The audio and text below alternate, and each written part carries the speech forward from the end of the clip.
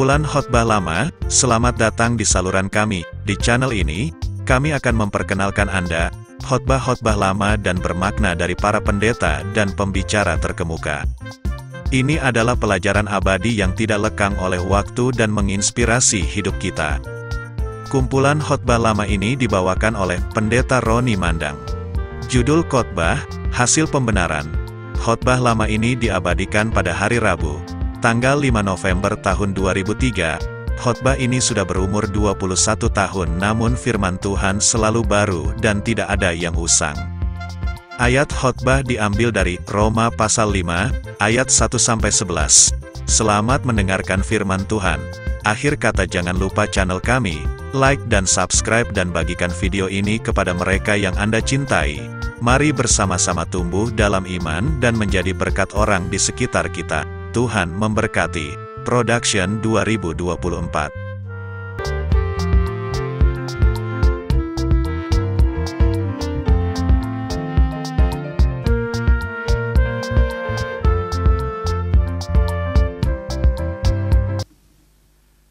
Shalom. Bapak Ibu dan saudara yang dikasihi Tuhan Yesus, mari kita sekali lagi berdoa. Maha besar Allah kami, Allah yang kami kenal dan kami sembah dalam nama Tuhan Yesus Kristus. Kami bersyukur kepadamu Tuhan, karena anugerah dan pengasihan-Mu yang berlimpah, memungkinkan kami boleh datang di tempat ini dengan satu tujuan, berjumpa dengan Tuhan di dalam persekutuan dan ibadah yang boleh kami nikmati pada malam ini. Dan kami percaya setiap kali kami datang kepada Tuhan, sesuatu akan terjadi dalam kehidupan kami. Tuhan menilik keberadaan kami, Tuhan mengetahui keadaan kami. Dan itu sebabnya kami mempersembahkan seluruh hidup kami hanya ke dalam tangan dan kuasa-Mu. Di dalam dan melalui firman Allah yang boleh kami dengar, kami mendapatkan perteduhan, kekuatan, pertolongan dan kesembuhan dari segala sesuatu yang kami perlukan dalam hidup ini. Olehnya ya Bapa, berfirmanlah, karena kami anak-anak-Mu telah siap mendengarkannya. Dan roh-roh jahat, kuasa-kuasa kegelapan dalam bentuk apa saja yang coba mengganggu dan mengusik kami, maka dengan sehati kami menolak dan menghancurkan semuanya itu di dalam nama Tuhan Yesus Kristus. Terima kasih ya Bapa, berfirmanlah karena kami anak-anak-Mu siap mendengarkannya. Haleluya, amin. Bapak Ibu dan saudara, mari kita buka Roma pasal 5 dari kitab Perjanjian Baru. Surat yang ditulis oleh Paulus kepada orang percaya yang ada di Roma. Kalau waktu itu ditujukan di Jakarta, maka kitabnya namanya Kitab Jakarta. Tapi karena Roma tidak di Jakarta, jauh, maka disebut Kitab Roma pasal yang kelima. Kita membaca ayat 1 sampai ayatnya yang ke-11, dan ayat ini akan menjadi pertolongan, penghiburan, kekuatan dan berkat bagi kita sekalian. Ayat yang pertama, sebab itu kita yang dibenarkan karena iman, kita hidup dalam damai sejahtera dengan Allah oleh karena Tuhan kita Yesus Kristus. Silahkan ayat 2.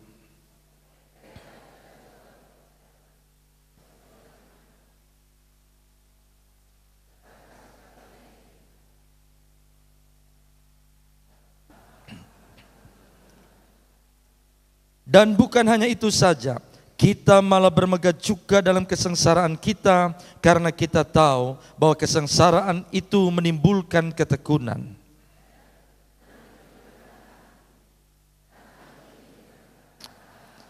Dan pengharapan tidak mengecewakan, karena kasih Allah telah dicurahkan di dalam hati kita oleh Roh Kudus yang telah dikaruniakan kepada kita.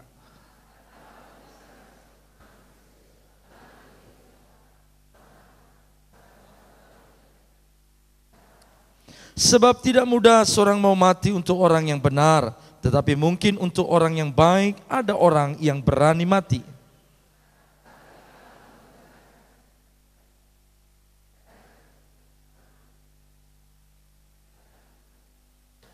Lebih-lebih karena kita sekarang telah dibenarkan oleh darahnya, kita pasti akan diselamatkan dari murka Allah.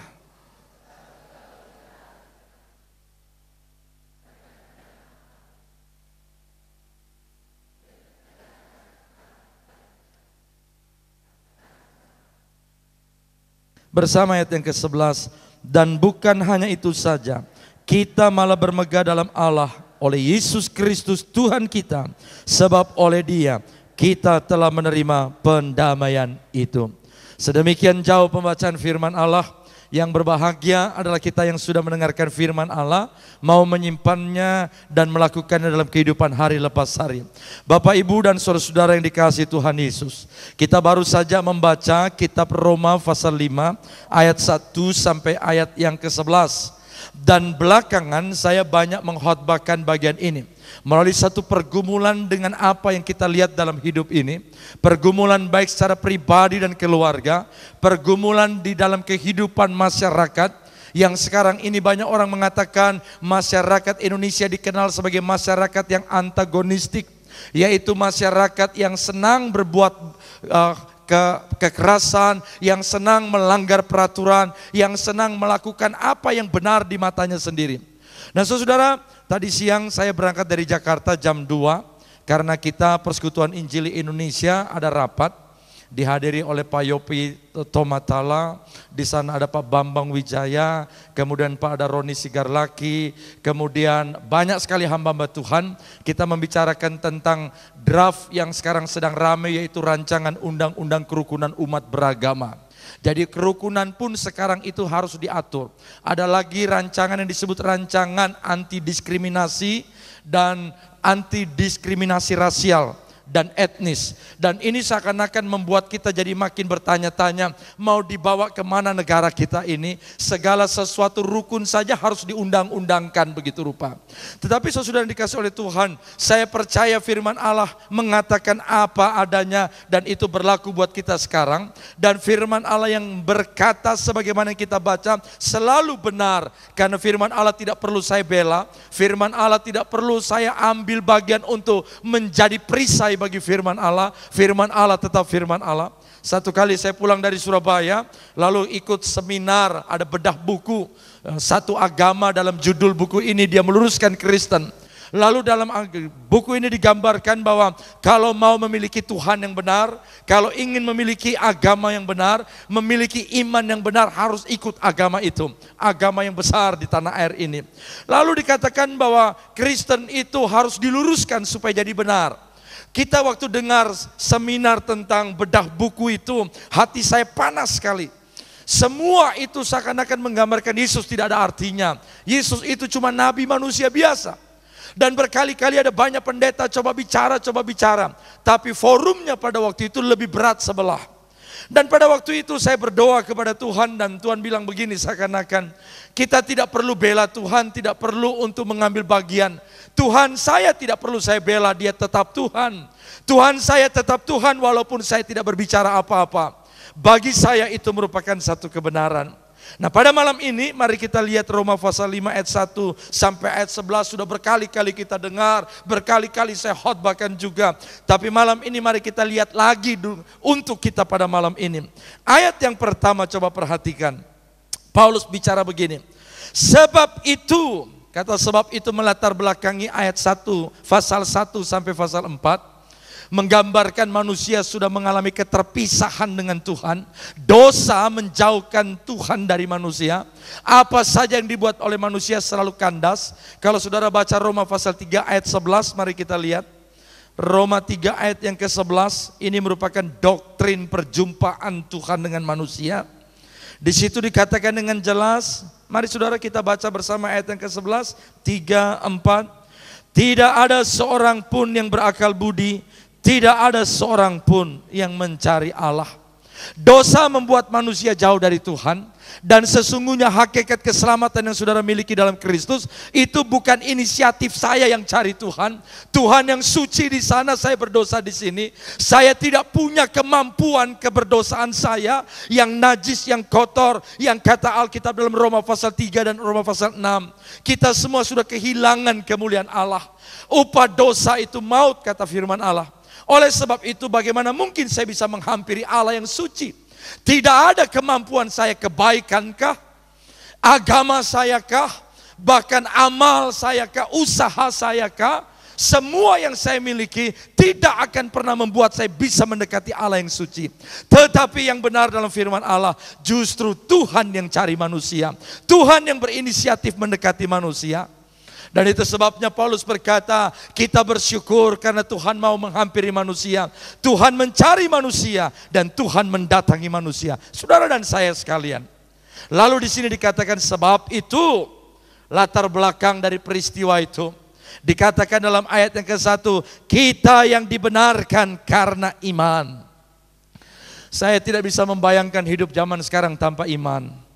Saya tidak bisa membayangkan membesarkan anak-anak yang zaman sekarang sudah terlalu maju daya pikirnya tanpa iman. Saya tidak bisa membayangi bisnis pada zaman sekarang yang penuh dengan kekotoran, lalu menjalankannya tanpa iman. Saya juga tidak bisa membayangkan bagaimana membangun rumah tangga, lalu rumah tangga saya memang dulu dibangunnya, diberkatinya dalam gereja, tapi selanjutnya berjalan tanpa iman. Saya tidak bisa membayangkan melayani Tuhan juga tanpa iman. Lalu di mana sebetulnya kedudukan iman dalam hidup kita? Saya mau berkata iman itu merupakan sentralistik. Dia merupakan fondasi kekuatan dalam hidup kita. Mari membangun rumah tangga dengan iman. Mari bekerja dengan iman. Mari melayani Tuhan dengan iman. Bukan dengan kekuatan, bukan dengan pangkat, bukan dengan gelar. Saudara yang dikasih oleh Kristus, ini merupakan satu kebenaran. Realita dalam ayat yang pertama, kita yang dibenarkan karena iman. Satu kali waktu Yesus datang kedua kali, dia tidak akan bertanya, dia tidak akan melihat berapa banyak orang yang punya jam terbang melayani Tuhan luar biasa. Berapa banyak orang bisa ke sana ke sini karena Injil, bukan itu. Tapi berapa banyak orang yang setia dan masih beriman kepadanya. Itu merupakan tantangan buat kita sekalian. Dan jangan lupa, saudara dan saya, menurut kitab Ibrani dikatakan Tuhan tidak akan pernah berkenan kepada orang yang tidak punya iman. Tuhan hanya berkenan kepada orang yang beriman. Nah, iman itu penting. Sekali lagi, kalau saudara datang di gereja, di persekutuan apa saja, yang menentukan kehadiran Tuhan bukan pendeta yang diurapi Tuhan, bukan banyaknya jumlah anggota, bukan besar dan bagusnya gedung, bukan. Tetapi oleh karena nama Kristus ditinggikan dan kita memiliki dia dalam hidup ini. 2-3 orang berkumpul dalam nama Yesus, dia hadir. Bukan 1.000-2.000 orang pendeta yang diurapi, tidak. Walaupun jumlahnya sedikit tetapi dia berkenan hadir. Dan di dalam 2-3 orang itu terlebih lagi ada iman, menghasilkan hal-hal yang besar luar biasa. Saya pernah bersaksi dan tidak akan bosan bersaksi. Di Shanghai saya pernah diundang orang untuk datang melihat satu gereja. Gereja yang kecil saja, tapi orang-orang di gereja berdoa siang malam berdoa. Kalau saya membandingkan orang-orang Indonesia seringkali mau berdoa kalau ada tekanan. Kalau sedang banyak masalah mau berdoa. Tapi doa bukan merupakan gaya hidup orang percaya. Seharusnya menjadi gaya hidup orang percaya. Waktu kerusuhan di Jakarta tahun 98, saya berkhotbah pagi-pagi di banyak gereja yang biasanya tidak ada doa pagi, tidak ada bedstone, tidak ada persekutuan pagi. Lalu kemudian saya tanya kepada seorang pendeta, sekarang kemajuannya sudah ada doa pagi, jam 5 saya sudah khotbah. Lalu saya tanya, ini program gereja, saya senang dengan hal seperti ini. Tapi pendetanya berkata, tidak, ini pengecualian karena ada huru hara, karena ada kerusuhan kita berdoa setiap pagi. Lalu saya berkata, kalau begitu mari kita berdoa supaya kerusuhan jadi agenda tiap tahun di tanah air kita. Supaya kita terus berdoa. Apakah berdoa harus mengalami tekanan dulu? Tidak seperti itu. Dan yang di Shanghai orang-orang yang berdoa ini, mereka minta gedung yang besar. Mereka minta supaya Tuhan berikan mereka gereja yang besar. Lalu tidak tanggung-tanggung. Waktu orang ini berkata, Pak Roni pergi yuk kita lihat ada di sana orang-orang Kristen tapi miskin-miskin. Mereka berdoa supaya punya gedung besar. Lalu saya berkata, saya tidak tertarik di mana saja di dunia ini. Orang Kristen kecil, besar, kaya atau tidak kaya. Mereka ingin punya gedung besar. Punya gedung buat gereja. Buat tempat Tuhan dipermuliakan. Buat saya sama saja. Tapi yang menarik kemudian orang berkata, bukan itu saja Pak. Mereka berdoa supaya gedung ibadah yang bukan milik mereka, kelenteng yang besar itu didoakan jadi gereja. Saya berkata, waduh luar biasa. Ada orang Kristen seperti itu. Mereka kumpul 1 minggu dapat 10 yuan, lalu kemudian mereka berdoa. Setiap pagi setiap anggota jemaat berdiri di depan gedung itu, lalu berkata, Tuhan, dalam nama Yesus gedung ini menjadi gereja. Orang-orang Kelenteng dengar orang-orang Kristen setiap hari begitu, mereka marah, mereka berkata, belum pernah ada sejarahnya Kelenteng dijual jadi gereja, belum pernah ada sejarahnya. Dan kami tidak perlu uangnya orang Kristen. Tapi orang Kristen yang tidak banyak uang ini tetap angkat tangan dalam nama Yesus 1 kali jadi gereja. Akhir tahun 95, Kelenteng itu diubah betul jadi gereja. Saya berdoa mulai hari itu, adakah kita bisa seperti itu? Di Jakarta itu ada gedung katedral yang besar, di depannya juga ada gedung yang bulat. Lalu saya berdoa, Tuhan, supaya gedung itu 1 kali jadi gereja juga. Kalau khotbah begitu banyak pendeta berkata, aduh Pak Roni memang idealnya begitu, impiannya begitu, angan-angannya begitu. Tetapi bagaimana mungkin tanah kosong saja kita doakan, belum tentu berdiri gereja, apalagi sudah ada penghuninya. Tapi saya berkata iman melampaui segala sesuatu. Saya dan saudara tidak boleh membatasi kuasa Yesus hanya sebatas kanker saja. Buat Tuhan kanker adalah perkara kecil. Bukan cuma urusan demikian saja, dalam segala hal Yesus kita tetap Allah yang berkuasa. Itu sebabnya sebagai salah satu ketua Persekutuan Injil Indonesia, saya membawahi bidang pelayanan masyarakat. Apa saja yang terjadi isu masyarakat kita inventarisasi. Kalau melihat ada 62 produk rancangan undang-undang yang mau diluncurkan lagi, yang seakan-akan menyudutkan iman Kristen kita. Kalau secara anak bangsa saya seringkali bergumul menangis, kenapa Tuhan izinkan perkara ini terjadi. Tapi setiap kali saya lihat rancangan Allah yang besar atas bangsa dan dunia ini, saya percaya Allah saya bukan Allah yang gugup, Allah saya bukan Allah yang panik, Allah saya bukan Allah yang terlibat dalam masalah seperti saudara dan saya. Allah saya tetap Allah yang besar. Apa saja yang dibuat oleh manusia di tanah air ini, mau bikin undang-undang apa saja, selama Allah berkuasa, saya tidak pernah takut. Itu Allah yang kita sembah. Udah banyak dan cerita yang kita dengar, orang melakukan ABC, membuat segala sesuatu, gereja dibakar. Tapi makin banyak gereja dibakar, makin banyak orang bertobat datang kepada Yesus. Saya tidak perlu takut, bukan karena saya berlagak tidak takut, bukan. Tapi karena firman Allah mengatakan jangan takut. Itu sebabnya saudara, kalau kita melihat ayat yang pertama, kita akan melihat bagaimana hidup dalam Kristus. Ayat yang pertama lagi. Sebab itu kita yang dibenarkan karena iman, kita hidup dalam, apa sudah lanjutkan? Dalam damai sejahtera dengan Allah. Oleh siapa? Uangkah? Hartakah? Pangkatkah? Tidak. Oleh Tuhan kita Yesus Kristus. Oleh. Saudara, luar biasa ayat yang pertama, kita hidup dalam damai sejahtera. Pak Pendeta, damai sejahtera itu apa? Damai sejahtera itu sama dengan ketentraman, kesentosaan, sama dengan kelimpahan, sama dengan kebahagiaan. Itulah shalom, tidak bercacat, utuh. Orang Kristen di Indonesia, orang Kristen yang ada di Afrika, orang Kristen yang ada di Amerika, semua yang hidup dalam Kristus sebagaimana ayat yang pertama, mereka hidup dalam damai sejahtera. Kalau ada orang Kristen yang katanya hidup sebagai orang percaya tapi tidak ada damai sejahtera, kita sering bertanya, Kristen model apa? Sama dengan zaman sekarang, kalau sedang melayani, kalau sedang konseling orang, saya tidak punya lagi cara bagaimana mengkonseling yang baik. Kalau dibilang jangan cerai, makin cerai. Jangan cerai, makin cerai. Jangan cerai, makin cerai. Satu kali suami istri datang kepada saya. Si istri sudah ngamuk-ngamuk, pokoknya hari ini batas terakhir saya mau cerai. Suaminya juga berkata, pokoknya hari ini batas terakhir saya mau cerai. Ketemu di ruang kantor di mana saya berada, di sekretariat gereja di mana Tuhan tempatkan saya. Lalu begitu duduk suami istri bertengkar lagi, pokoknya hari ini cerai. Lalu saya bertanya, apa gerangan yang bisa saya bantu? Kami berdua mau bercerai. Lalu saya berkata, kalau begitu saya percepat, mari kita berdoa supaya Tuhan mempercepat perceraian Bapak Ibu. Si ibu jadi marah, lo pendeta kok bukannya malah, Bapak kan pendeta, kenapa makin disuruh? Loh saya tanya, ibu mau bercerai? Nah iya mau bercerai, ya saya bantu. Ya jangan begitu dong Pak, loh, saya tidak ngerti maksudnya ibu. Bapak, saya tanya sekarang Bapak kesini mau apa? Saya mau cerai, ya mari saya berdoa supaya lebih cepat. Ternyata mereka tidak mau bercerai. Tetapi saudara, ini zaman sekarang, kalau saya ingat sekali, kalau misalnya waktu saya kecil, kalau kita mau berkelahi, masih SD saya pernah berkelahi, lalu mau pukul teman-teman saya pegangin saya. Dan dia berkata, jangan Ron, jangan Ron. Ada kebiasaan kalau dipegang kita kelihatan makin berani, bukan? Apa, jangan pegang-pegang turut campur, nanti gue pukul juga kamu, gitu kan.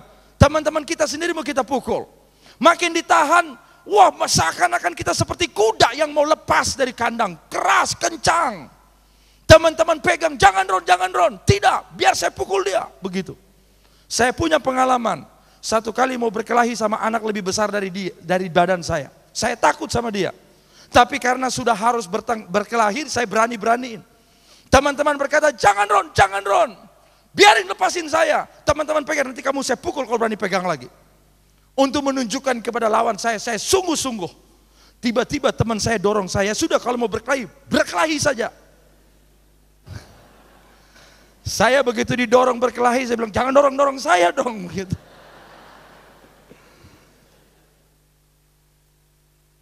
Saudara lihat, kalau ditahan seperti anak kecil itu, ditahan makin jadi, tapi ketika dilepaskan.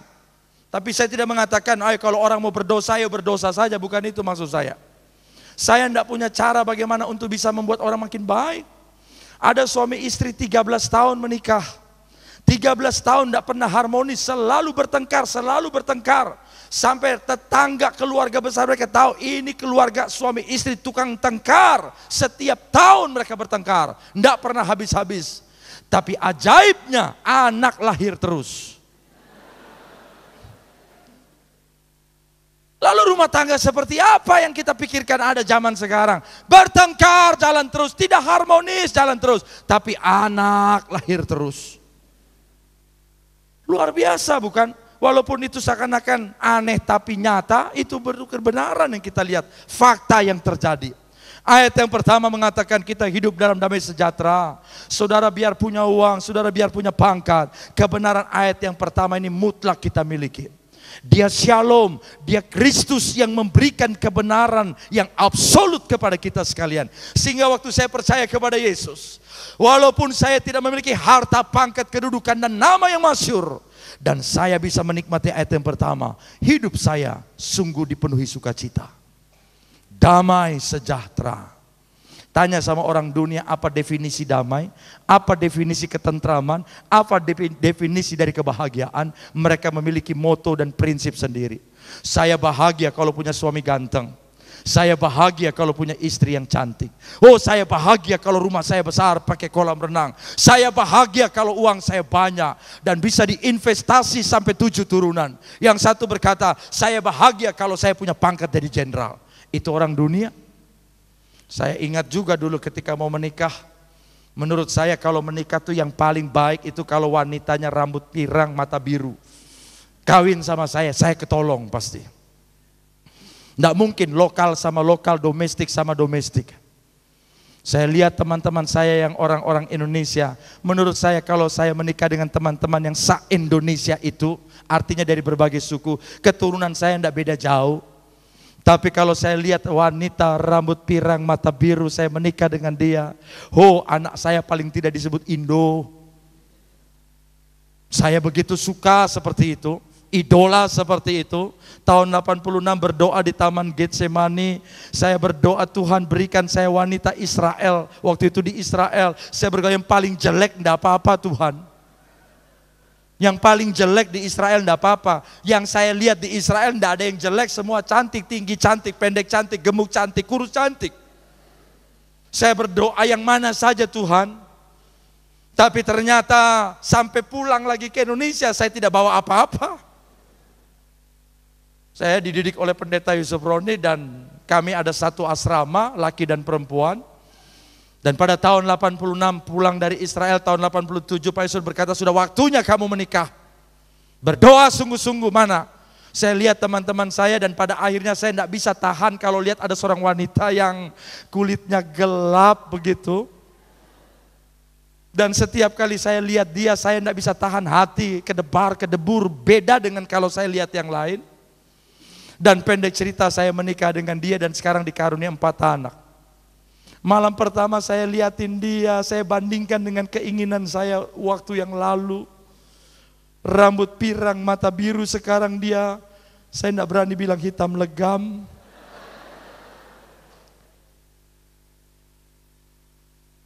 Tetapi yang jelas itu tidak masuk nominasi sebetulnya. Tapi Tuhan tahu bahwa memang saya standarnya seperti itu. Ibaratnya saya mobil Kijang cocoknya sama Panther. Tapi saya tidak bilang pacar saya yang sekarang jadi istri saya itu adalah Panther, bukan. Kalau saya BMW cocoknya sama Mercy, kelasnya. Tapi karena saya ya Kijang ya, memang itu kelas-kelasnya, tapi bukan kuda yang jelas. Saudara, ini satu gambaran saja. Banyak orang coba menaklukkan diri ke dalam rupa-rupa hawa nafsu, lalu membangun diri dengan impian-impian yang sebetulnya kalaupun mereka miliki, belum tentu menjamin mereka damai, belum tentu menjamin mereka bahagia. Ada istilah yang mengatakan dengan uang bisa beli rumah yang besar, dengan uang bisa beli tempat tidur yang besar. Uang seakan-akan menjadi Tuhan zaman sekarang. Lakukan apa saja yang penting punya uang. Kamu bisa beli ini, bisa beli itu karena punya uang. Tapi saya berkata, dengan uang kamu bisa membeli rumah yang besar, tapi dengan rumah yang besar belum tentu menjamin engkau berbahagia. Boleh punya rumah yang besar, pakai kolam renang, pakai anjing penjaga, pakai alarm, silakan. Mau pakai bunker juga boleh. Tapi apakah tempat rumah yang seperti itu bisa membawa kita bahagia? Belum tentu. Belum tentu. Banyak orang-orang kaya, saya tidak mengatakan semua orang kaya demikian, yang punya rumah besar-besar, tetapi hidupnya tidak pernah merasakan damai. Lalu untuk apa kita hidup? Saudara, kalau kita membaca bagian yang ke-1 ayat yang pertama, kita hidup dalam damai sejahtera dengan Allah. Mari kita nikmati selagi kita masih bisa menikmati damai itu. Karena akan ada waktunya saudara tidak akan bisa menerima karena melihat bagaimana dunia makin jauh dari Tuhan, makin terbakar dengan dosa. Saya kemarin waktu khotbah, seri di tempat saya melayani, saya ambil beberapa majalah, beberapa koran. Di situ digambarkan ada pasangan 2 laki-laki Indonesia yang terbang di Belanda. Dan mereka pergi ke satu tempat, laki dengan laki-laki ini menikah dan diberkati di gereja. Satu dokter, lalu yang satu laki-laki biasa. Badannya besar-besar. Lalu di situ mereka mengaku begini, walaupun kami bersuami istri seperti ini, kalau kami tidak harmonis, kami tinju-tinjuan. Luar biasa gaya hidup model begitu. Wartawan tanya, kenapa harus ke Belanda? Karena Belanda ini merupakan tempat penampungan banyak orang Indonesia di sini yang kumpul laki-laki dengan laki-laki. Tapi kalau ditanya apakah kalian gay yang begini-begini? Bukan, kami benar-benar pasangan suami istri. Lalu diberkatinya di mana? Diberkatinya di gereja. Kawan saya baru pulang dari Australia, dia berkata, saya tidak tahan karena gereja sedang berpikir bagaimana bisa menerima kaum gay, pastor gay, semua yang gay, yang laki-laki dengan laki-laki is okay, semua halal. Hati-hati. Kita jadi takut kalau gereja sampai demikian. Saya bersyukur Indonesia masih tetap ketat dengan doktrin keselamatan, ketat dengan keselamatan, ketat dengan pengajaran Yesus. Kita tidak gegabah. Sementara banyak orang lain, oh boleh silakan. Saya punya family pergi ke Inggris, lalu dia hari Minggu datang ke satu gereja karena dia tahu gereja itu tempat orang beribadah. Tapi waktu dia datang semuanya himpunan laki-laki. Lalu dia dicolek-colek, dipikirnya dia ini orang baru. Memang betul orang baru. Tapi ketika mereka mulai sun sana, sun sini, pegang sana, pegang sini. Lalu tanya, kamu bagus juga, putih juga, udah punya pacar apa belum? Baru saudara saya tahu ini gereja yang seperti saya katakan tadi. Wajah gereja sekarang carut marut, tetapi itu bukan gereja yang sejati. Gereja yang sejati, himpunan orang percaya, tetap takluk kepada Kristus dan mengutamakan Yesus Kristus. Saya bilang sama anak-anak Satu kali kalian akan besar, satu kali kalian akan menimba ilmu dan menikmatinya. Ingat baik-baik, jangan pernah mencari pasangan yang tidak seimbang. Carilah pasangan yang seimbang, carilah pasangan terang dengan terang dan takut akan Tuhan. Papi mungkin besok meninggal, papi tidak akan tinggalkan kalian harta warisan karena ayahmu seorang hamba Tuhan. Tetapi papi mau supaya spirit, supaya Roh Kudus itu juga hidup dalam diri kalian dan hidup terus menerus sampai Yesus datang kedua kali. Harus seperti itu. Harus karena Kristus. Banyak mimbar tidak dikuasai oleh Yesus Kristus lagi. Satu kali di satu gereja di Jakarta, ada seorang pendeta, dia berkhotbah luar biasa. Tiba-tiba ada satu bapak, dia berdiri, dia datangi pendeta dan berkata, saya tidak suka sama bapak pendeta. Lalu pak pendeta ini kaget luar biasa, dia berkata, kenapa bapak tidak suka sama saya? Lalu si orang ini berkata, karena dari pertama sampai selesai, bapak tidak pernah menyebut Tuhan dan bapak tidak pernah menyebut Yesus Kristus dalam khotbah bapak. Semua tertawa, semua tergelak-gelak, tapi bapak tidak pernah mengucapkan Yesus Kristus dalam khotbah bapak. Hati-hati saudara, terlalu banyak khotbah yang sekarang ini beredar yang kita dengar. Tapi apakah yang diberitakan itu Yesus Kristus dari Alkitab? Dalam dunia teologi ada pertarungan antara Yesus Kristus Alkitab dengan Yesus Kristus sejarah. Mereka berkata Yesus Kristus sejarah beda dengan Yesus Kristus dalam Alkitab. Orang kemudian sekarang berduyun-duyun mengejar Yesus sejarah. Yesus yang secara moral saja mereka ikuti. Dia Yesus baik, dia pemimpin agama, dia toleransi dengan yang lain-lain. Oh bukan itu, kita mau datang kepada Yesus yang dari Alkitab. Alkitab yang kita miliki. Bagian yang kedua, ayat yang kedua saudara baca. Oleh dia kita juga beroleh jalan masuk oleh iman kepada kasih karunia ini. Dalam kasih karunia ini kita berdiri, kita bermegah dalam pengharapan akan menerima kemuliaan Allah. Berdiri, bermegah akan menerima kemuliaan Allah. Kenapa saya berdoa? Kenapa saya melayani? Mengapa saya berkorban? Mengapa saya menginjil? Mengapa saya beribadah? Mengapa saya datang di gereja? Mengapa? Untuk apa? Jawabnya, dalam rangka mendapatkan kemuliaan Allah. Ayat pertama justification, ayat yang kedua glorification. Semua arah kita ke sana. Arah kita menuju kepada bagaimana ayat yang kedua katakan akan menerima kemuliaan Allah. Sekarang sudah menerima, tapi yang dimaksudkan Paulus ini adalah satu gambaran yang holistik, satu kehidupan kekal bersama Tuhan. Maka kita mau berkata dunia ini seperti halte bus.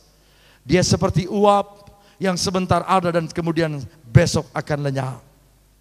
Hidup memang berat, tapi hidup yang berat kalau ditaruh Kristus, taruh huruf K di tengah yang berat, maka akan menjadi hidup yang penuh berkat. Berat jadi berkat. Lalu saya pernah mengatakan, kalau saudara baca tulisan Christian, orang-orang Kristen, pengikut Kristus, orang Kristen. Kata dasar Christian itu diambil dari satu kata yang paling penting, Christ. Kalau Christian lalu ada Christ, baru kita berkata itu pengikut Kristus, itu orang Kristen.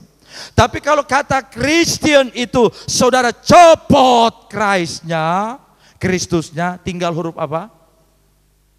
Tinggal 3 huruf. Kalau di dalam spell Indonesia tinggal I-A-N. Kalau Christian diambil Christ-nya tinggal I-A-N. Lalu teman saya berkata, kalau begitu ya Pak, setelah adanya hal seperti ini, saya memutuskan ada 3 jenis lari. Lari keluar, lari di tempat, dan satu lagi lari ke dalam. Kalau saudara mengalami kasus seperti ini, hai orang-orang Kristen yang tahan uji, apakah engkau lari? Ya harus lari. Masalahnya lari di tempat atau di mana? Kadang-kadang kita kalau bernyanyi luar biasa. Salah satu acara, ada retreat di satu daerah di Jawa Barat. Mahasiswa juga, saya senang dengan mahasiswa. Ada mahasiswa dia bernyanyi lagu yang menurut saya luar biasa pada waktu itu. Waktu gereja bangkit ku mau di sana, waktu gereja bangkit ku mau di sana. Pemimpinnya berkata, saudara-saudara, dari tadi waktu kita nyanyi ku mau di sana, saudara nunjuknya arah kanan timur, nggak pernah jelas. Saya mau kita satu arah, karena Alkitab berkata satu tubuh, satu roh, satu jiwa, satu misi. Wah, tepuk tangan semuanya. Jadi waktu berkata, ku mau di sana, waktu gereja bangkit, ku mau di sana, satu arah tunjuknya, seperti arah dari si MC yang tunjuk tangan ini. Saya berkata, ini baru kebangunan rohani, prinsipnya, kesatuannya, komitmennya. Sudah selesai nyanyi lagu ku mau di sana, waktu gereja bangkit, ku mau di sana, nyanyi seberapa jam tidak berhenti, ku mau di sana, ku mau di sana. Selesai lagu itu menjelang firman Tuhan, saya sudah di altar, sudah di mimbar. Kita nyanyi lagu penyembahan untuk menyambut firman Allah. Ada kalimat yang mengganggu saya karena kalimatnya berkata, ku ingin tetap di sini. Duh, saya bilang barusan ku mau di sana. Saudara tahu lagu itu, sinar kemuliaan dan gitu kan. Lalu ku ingin tetap di sini. Aduh, hati saya bilang, aduh Tuhan, bagaimana ini? Langsung saya berkata, stop dulu saudara, stop dulu. MC juga tadi begitu, stop dulu. Nunjuknya kanan kiri, harus satu. Sekarang saya juga stop dulu, stop dulu. Semua pada berhenti, musik berhenti, semua buka mata. Saya mau bertanya kepada saudara, saudara maunya kemana? Tadi waktu nyanyi saudara berkata, ku mau di sana. Saya suka, tunjuk arah, satu arah, ku mau di sana.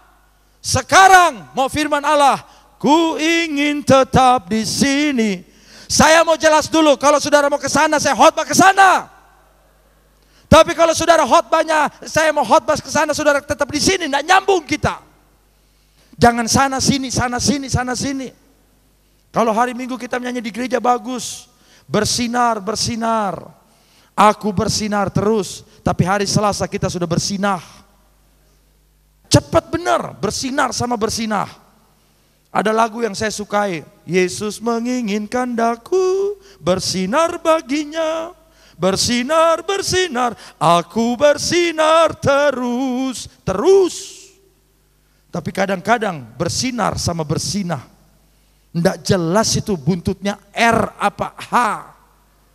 Kadang-kadang di gereja, aku bersinar terus. Tetangga nggak tahu itu kita nyanyi lagu apa. Saudara tidak bisa seperti itu, hidup tidak bisa seperti itu. Kalau saudara lihat dalam bagian ini, kata tahan uji merupakan tonggak iman kita. Orang Kristen dipanggil dalam dunia bukan untuk bertahan, bukan untuk menikmati berkat Allah saja, tapi orang Kristen dikaruniakan Tuhan iman untuk mengalahkan dunia ini. Amin. Kalahkan dunia ini dengan iman yang saudara miliki. Itu tugas kita. Lalu saudara baca ayat yang berikutnya, masih dalam ayat yang kita kembali ke dalam Roma pasal 5 tadi. Setelah dikatakan ada iman, ada ketekunan menimbulkan tahan uji. Selanjutnya kita baca dalam ayat yang sama, pasal yang kelima. Dan tahan uji menimbulkan pengharapan. Ayat yang kelima, dan pengharapan tidak mengecewakan. Karena kasih Allah telah dicurahkan dalam hati kita oleh Roh Kudus yang telah dikaruniakan kepada kita. Apa yang saudara dapatkan dalam hubungan dengan Kristus? Roh Kudus yang telah dikaruniakan. Roh Kudus yang telah hidup dalam diri saudara dan saya. Roh Kudus itu yang menolong, yang menghibur, yang mendidik, yang mengajar saudara dan saya. Ada seorang anak, dia umur 8 tahun. Bapaknya sering pukul mamanya. Dan anak ini rajin persekutuan di sekolah minggu. Dia masih kecil umur 8 tahun tapi sudah selesai baca Alkitab 1 kali. Setiap kali baca Alkitab air mata berderai-derai, anak umur 8 tahun. Satu kali ketika si papa ini sedang marah sama si mami. Dan papa ini begitu kuat, begitu arogan, begitu berwibawa. Tidak ada orang berani sama si papa ini. Kalau sudah marah semua hening. Tidak berani, ibu tidak berani sama bapak. Lagi marah, sedang marah dan marah dan marah. Anak yang 8 tahun ini berkata, Papa, kalau bapak masih ngomong 1 menit lagi sebentar papa mati. Papanya tadinya mau berkata gini sama anaknya, kamu anak kecil jangan coba-coba atur papa. Tapi anak ini tidak mau berhenti dia bicara. Roh Kudus mengingatkan papa hari ini. Kalau papa tidak bertobat hari ini, hidup papa tidak akan jadi lebih baik. Dengar malam ini, melalui puji-pujian, penyembahan kami kepada Tuhan. Engkau menilik kami satu demi satu. Apapun masalah kami, bagaimanapun keberadaan kami, Tuhan mengasihi kami, Tuhan menyayangi kami, Tuhan mau memelihara kami dan memberkati kami lebih dari apapun yang bisa kami pikirkan. Kalau kami datang dengan pergumulan demi pergumulan, kami semua berdoa kepadamu Bapa, dalam nama Yesus, Tuhan beri kami kemenangan keluar atas pergumulan-pergumulan kami. Kalau kami datang dengan sakit penyakit, kami berdoa dalam nama Yesus, Tuhan menyembuhkan sakit penyakit kami. Apa saja masalah kami, Tuhan sudah menjamah kami. Dan kami percaya pembaharuan transformasi itu ada dalam kehidupan kami, yang akan diketuk tularkan di tengah-tengah kota Cirebon, di keluarga besar kami, bahkan di masyarakat Indonesia yang luas ini. Terpujilah Engkau ya Bapa, memberkati persekutuan, memberkati kami semua, memberkati keluarga kami, dan memberkati masa depan kami. Kami berdoa bersyukur kepadamu dalam nama Tuhan Yesus Kristus. Haleluya. Amin.